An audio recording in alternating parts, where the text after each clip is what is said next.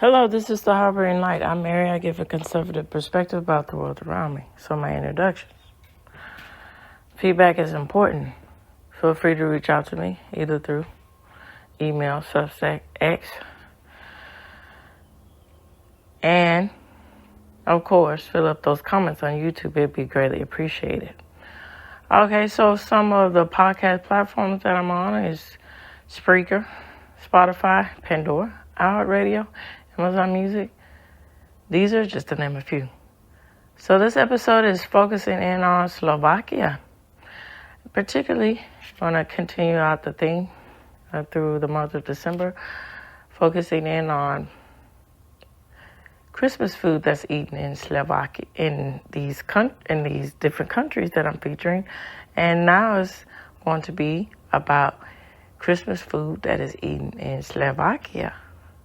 Appreciate y'all, the listener or listeners from Slovakia.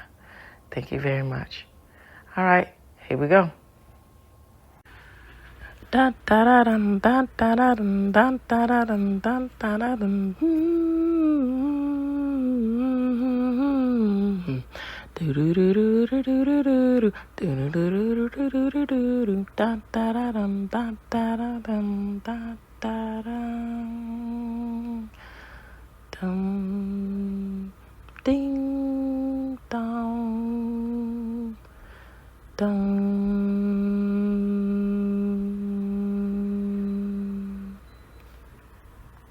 Okay, so what I'm reading from now is I like to do the generated that was backwards here, AI response. So let's dig in. So it's Christmas food in Slovakia based on provided search results. Here are some traditional Slovakian food typically eaten during Christmas. Christmas wafers. So this is a thin wafer. Wafers with Christmas-themed pictures, often served with honey or toppings. Fish, usually carp. A traditional Christmas Eve main course, often served with potato salad and bread and fried. Sauerkraut soup, a thick cabbage soup with sausage, meat, dried mushrooms, and cream. Poppy seed-based bread. Sweet breads filled with poppy seeds, often served as a dessert. Apple. Sliced apples are traditional Christmas Eve food, believed to bring good luck if the star on top of the apple is unbroken. Honey, used to make alpakin, forgive me for the pronunciation of that, sandwiches, and as a topping for various Christmas dishes. Garlic. Mashed garlic is often served as a side dish, particularly with fish and potato salad. All right, and bachti, sweet or savory cake filled with marmalade, for instance, or other fillings. So this linkchik kisto pastry, so a type of pastry often filled with plum, butter, or other sweet fillings. Kielbasa, smoked sausage, often served as part of the Christmas Eve meal. And head cheese, a type of sausage made from pig's head meat. Lentil soup with prunes, a popular soup variation in some regions of Slovakia. Okay, so after this, I'm going to give my thoughts. And then also I'm going to dig in even deeper and read an article entitled Christmas in Slovakia on whychristmas.com. All right. Okay, so my thoughts. Okay, so I think it's quite interesting with the aspects of food. With what I was talking about in the AI generated response, how particularly with different cultures in Slovakia, and then other cultures, how the aspects of holidays and then Christianity is considering in Catholicism with the aspects of fasting and being of in layman's terms or in general, just being showing your dedication for your faith.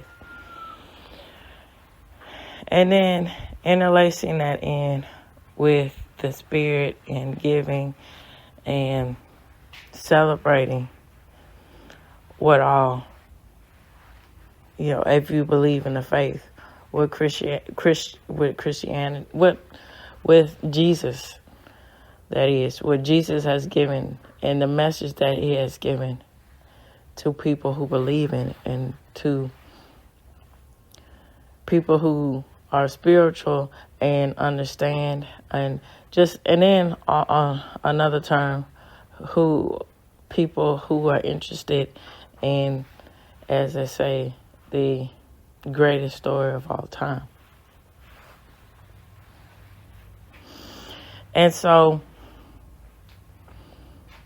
with that being said, I'm going to get into the next part, and then I'm going to continue out about the aspects of faith and religion and Jesus to wrap everything up, and my final thoughts after these facts. All right. Okay, so Christmas in Slovakia. And this is from the article. Well, it's an article, but it goes into depth. So it's from the website whychristmas.com. So in Slovakia, celebrations begin with Advent. Many Slovakians are Roman Catholics who start this as an important spiritual preparation for Christmas. Slovakians also celebrate St. Nicholas Day on the 6th of September, that is. In Slovakia, he is known as Svätý Mikuláš. He comes on the evening of the 5th of December and gives presents to good children. Young children place their shoes near the door, so Svätý Mikuláš can then fill them with sweets and fruit. So during Advent, there are lots of preparation to prepare for Christmas, to be made for Christmas. This includes the cleaning of the house, baking, shopping, and buying the Christmas tree. Carps are also sold on streets from big tanks. Carp is eaten in the main Christmas meal. Christmas Eve is the most important day during Christmas for Slovakians. This is called Sturdy-den, the generous day. The actual evening is called Sturdy-versky, the generous evening. And the Christmas season is called Vánoski, and the Slovakian says Merry Christmas is Vesky Vánoski. Yeah, trying my best with the pronunciation of that. So, in Slovakia, Christmas trees are decorated with colorful lights, fruits, and handmade decorations made of wood, baked goods, made with honey, and the form of angels and other religious symbols and sweets. Christmas trees are kept until January 6th, the Feast of the Three Kings. Then the children are allowed to finally eat the candies and other sweets from the tree. Christmas gifts are brought to the children by the baby Jesus. Family gifts are put under the Christmas tree. A common tradition is that the children have to leave the room when the presents are being brought by Jesus. When they ring the bell, that is. The children then run to the Christmas tree to try and see baby Jesus, but they always narrowly miss him. Then the presents are opened. Most people open the presents after the main Christmas meal, although some open more before they eat. On Christmas Eve morning, the carp is killed and gutted, or some other kind of fish is taken out of the freezer. During the day, the supper is cooked. It used to be the custom to fast, not eat, as that you wouldn't eat certain foods, although all through Christmas Eve. This was a direction given by the Catholic Church. It was said that if you manage to get by without food for the whole day, you will see a little golden pig in the evening after the midnight mass service. The main Christmas meal is known as the Vilka, and it consists of 12 dishes, which is the number of the disciples of Jesus. The table is spread with a white tablecloth, and straw and sheaves of wheat are at each end. Christmas dinner begins with a opaklaski, small bread wafers, and a blessing. The main Christmas supper varies between regions and families. It is normal for Slovakian families to have lots of courses, including fish dishes. Say that 3 times fast. Fish dishes, such as, and then with that is included as cabbage soups with sausages, meat, dried mushrooms, and cream. Every family has its own recipe. Some recipes include ingredients that might seem unusual, such as dried plums and apples. Carp is often the fish that is eaten. Some people buy it live and keep it in their bath until it's time to kill it and cook it. And if you want a bath or a shower, you have to take it out of the bath and put it in a bucket. Quite interesting. Other dishes might include a baked ham or a roast goose. Small pieces of bread are mixed with butter and sauerkraut or sweetened with honey and poppy seeds. Potato salad and dumplings and vegetables and plenty of walnuts, rolls, and or cookies. So cookies are a popular dessert and treat at Christmas. Some favorites include vanilla ones made with poppy seeds and walnuts and apricot cookies. Sometimes people will make more than 10 different types of cookies. And it's right up my alley. I like to bake, and it's quite interesting with the different aspects of how dessert is seen and thought of in different countries. For instance, it's going veering off of the subject, but in Italy, the aspects of pizza is not considered a main course. It's really considered a dessert. So the aspects of how Christmas desserts are seen is something that's a nice ambiance,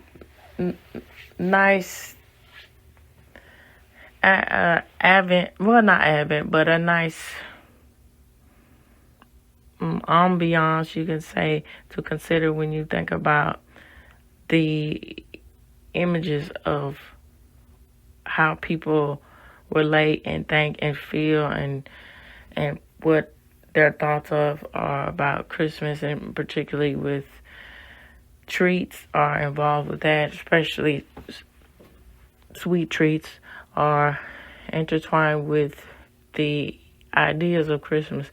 And it's interesting to see from country to country and state to state, city to city, how that correlates or is different into each culture. All right.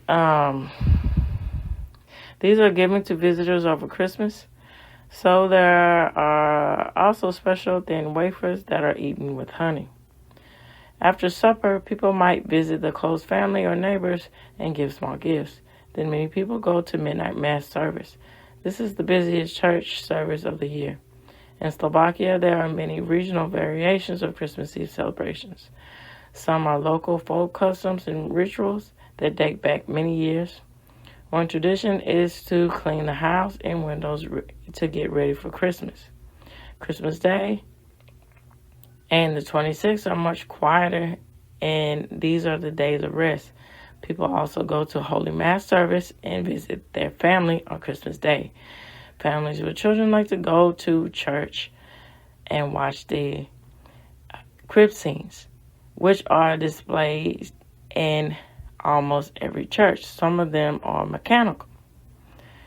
Quite interesting. And so I am going to dig in about the aspects of what they mean by this, the crib scenes, the nativity scenes. So, nativity plays in cribs. Christmas is a celebration of the birth of Jesus. The word nativity comes from the Latin word natal, which means birth. And it is also where we get the word native from. It is a tradition in many countries, such as the UK, and I have listeners from the UK, particularly in London, And I appreciate all of you out there in London, England. Some from Australia. Got some from New Zealand. Thank you all. Really appreciate you listening to me. And I also like to know about your aspects too. Feel free to chime in through comments, through emails. Follow me on Substack, X. Just feel free to give me your thoughts about nativity scenes. So from young children in elementary or primary schools they perform nativity plays for the parents, and local people associate this with the school. And it's quite interesting how this aspect, this is more prevalent in my generation of millennials. And and I like to see, my children are, preschool aged and kindergarten aged, and to see when they get into first, second, and so forth, later on in the elementary school days, see how that plays are turned out. If it's more something that has to do with the commercial themes of Christmas, the all-inclusive winter solstice, winter holiday seasons, the aspect of snow and stuff, will it be also interlaced with the aspect of Christianity and Catholicism, with the aspect of the religious reason of why we celebrate Christmas? It'd be quite interesting to see how that plays out as they get older. So, here we go. So the nativity play recreates the scenes of Jesus' birth and tells how Mary and Joseph were visited by the shepherds and wise men. The parts of Mary, Joseph, and the shepherds and the wise men are played by children. If the school is attached to a church, the play often takes place in the church. Sunday schools and churches also sometimes put on nativity plays. In the past, it was common for live animals, including an ox and donkeys, and a donkey, and other farm animals, but not pigs, to be used in the plays. Sometimes they still are, but it is now more common for children to dress up as animals in costumes or to have animal props. So the first nativity play. The first nativity play was not performed by children, but encased by monks in Italy. It was of Francis of Assisi, and his followers acted in the first play in 1223 to remind the local population that Jesus was born for them, as he was born into a poor family like theirs and not to a rich family. St. Francis told the part of each character and the story himself using wooden figures in the play. After a couple of years, the play had become so popular that real people played the parts of the characters in the story. Songs were sung by the people taking part, and they became what we know as of today, Christmas carols. So, in some countries such as Italy and Malta and other South American countries, the crib is the most important Christmas decoration. The city of Naples in Italy has used cribs to decorate houses and churches since the 1020s. That is even before St. Francis of Assisi put on his plate. Naples is also the home of the world's largest nativity nativity crib scene. It is in the Museo Nazionale di San Martino, and his 162 people, 80 animals, and angels, and about 450 other smaller objects. Nativity scenes are quite prevalent and are very popular in Catalonia, in the region of Spain. And I have listeners from Catalonia, and I appreciate y'all who listen to me. I'd like to know what y'all think too. So, cribs also have a long tradition in importance in Malta, which they are called forgive me for the pronunciation of this, Prishibju.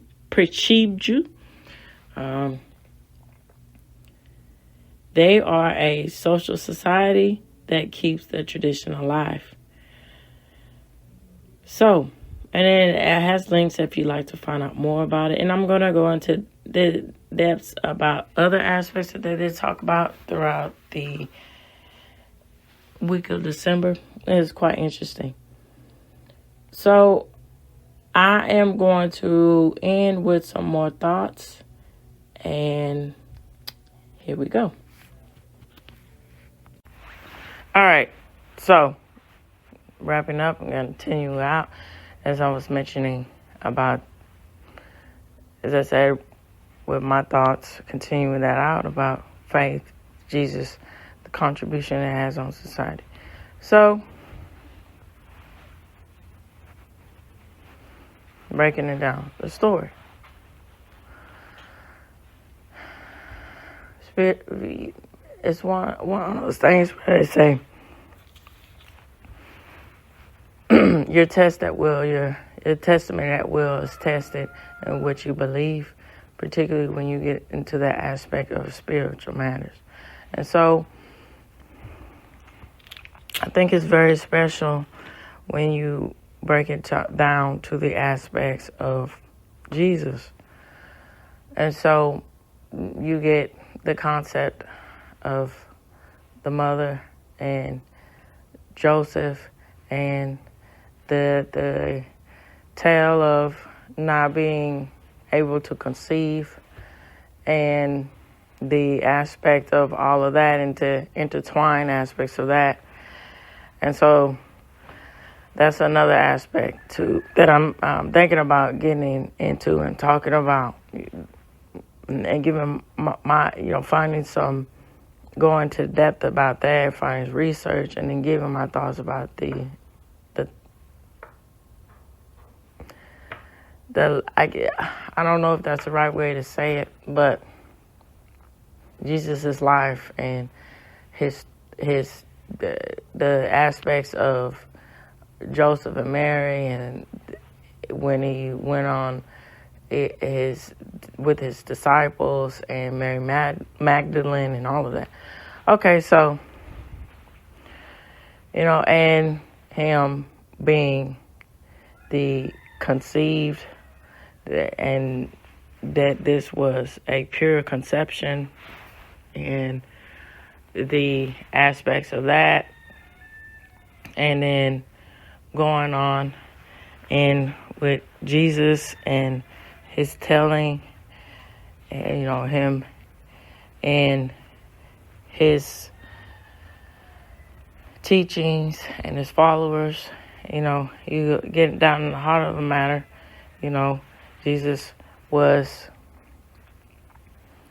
very, even though he's portrayed as somebody is,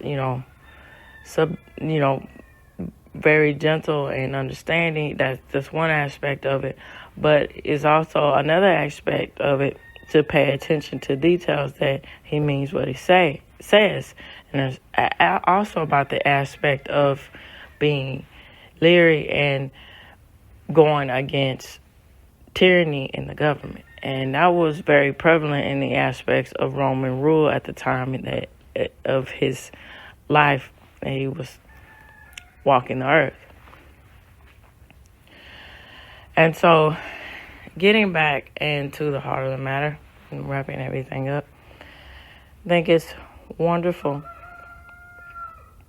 that Christianity, the aspect, and then, being different with the aspect of Jesus and Catholicism, that the whole, in general, Jesus' story stands the test of time. That and through the aspect of celebrating Christmas and how it's still a tradition, even in the times we're living in today. So, it's one of those things that, every generation thinks it's worse than the next. But I don't know. It's just nice to see that the message, that the purity and the reason for Christmas, Christmas still being celebrated and throughout the world, is still meaningful and is still understood of the reason for the season.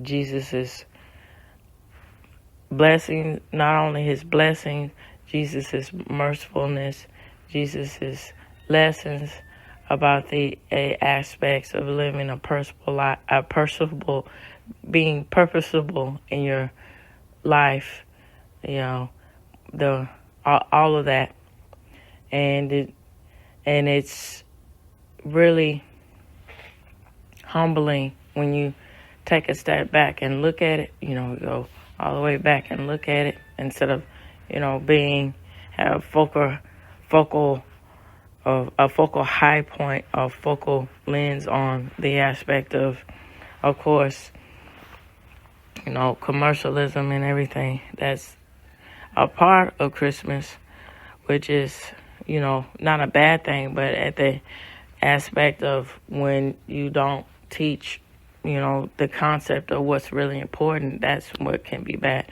But for the most part, stepping back,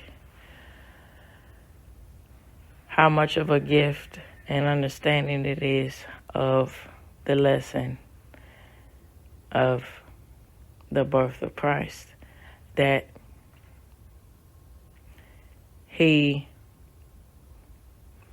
this is the takeaway for me, and I'm going to just end on this, that he loved